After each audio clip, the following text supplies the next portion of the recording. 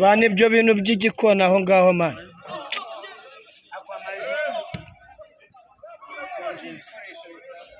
Have siga hoya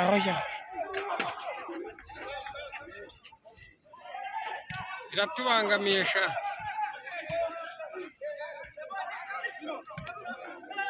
dore ni kuri umukobwa yashubije inyuma yita akijyana.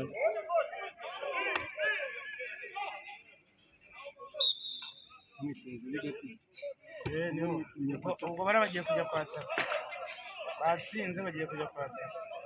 Baratsinze nyine aba baratsinze kubera bawurenze se, kubera ko umupira warenze ukajya mu kigo cya bariya.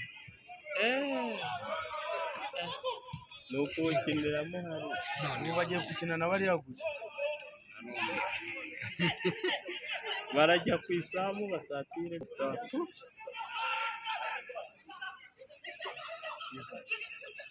uriya niwe wavuye muri tsinda batsinze.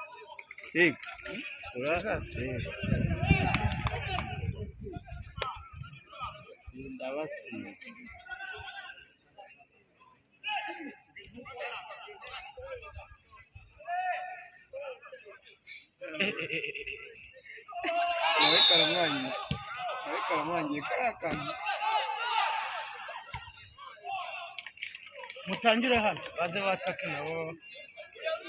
niba mwataka ugitsinze Kadime Ndera iva mu izamu watsinzwe.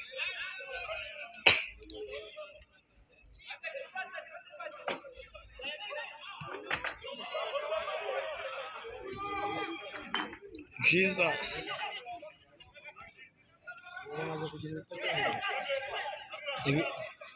ibitego batsinze bingana hariya iri baritsindiyemo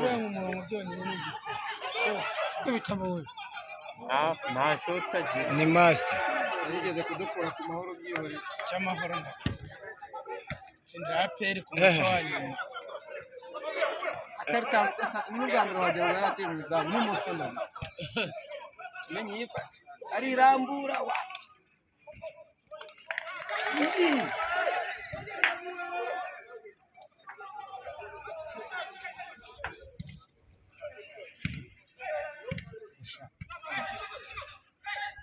mubonye Richard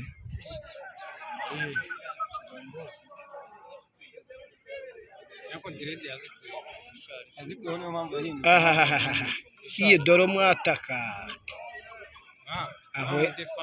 ahuye na wa mudefanseri bene wabo. wowe Somali Mari dore abayibereye reba uriya ni umwataka, uriya ni umudefanseri, none uyu mugenzi uriya bari bahuye ni uwa mwataka.